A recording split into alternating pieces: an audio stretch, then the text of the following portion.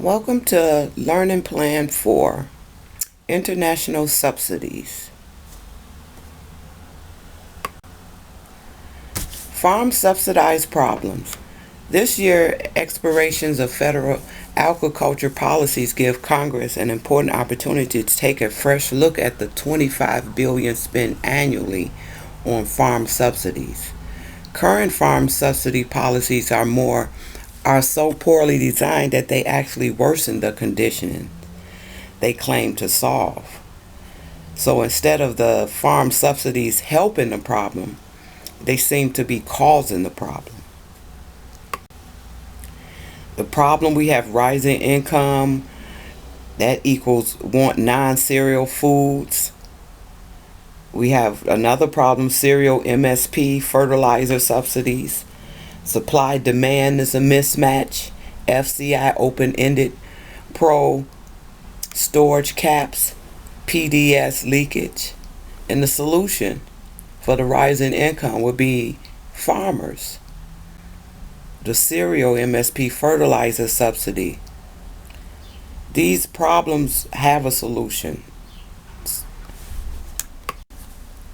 Farm subsidies are intended to raise farmers' income by remedying low crop prices. Instead, they promote overproduction and therefore lower price further.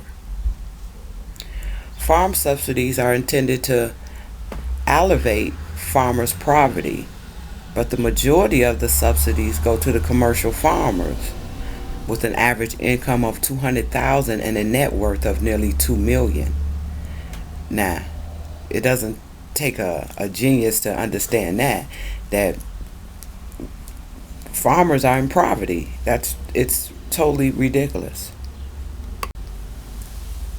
Farm subsidies are intended to be consumer friendly and taxpayer friendly, but instead they cost Americans billions every year in higher taxes and higher food costs. Farm subsidies are intended to help struggling farmers. Instead, they harm them by including them from most subsidies, financing the consolidation of family farms, and raising land value to levels that prevent young people from entering farming.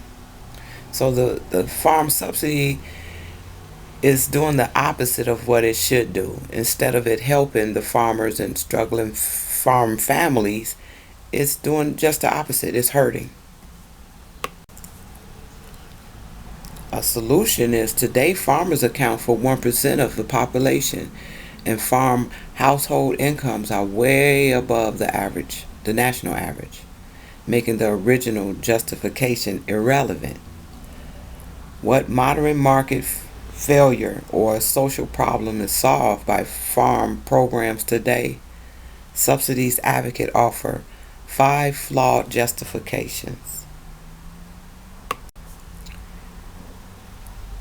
Before dividing into the unity of farm policy, lawmakers should first determine what subsidies are intended to accomplish. When President Franklin D. Roosevelt introduced farm subsidies in the 1930s, Secretary of Agriculture Henry Wallace called them a temporary solution to deal with an emergency. That emergency was the collapsing farm income that afflicted the 25% of the population living on farms.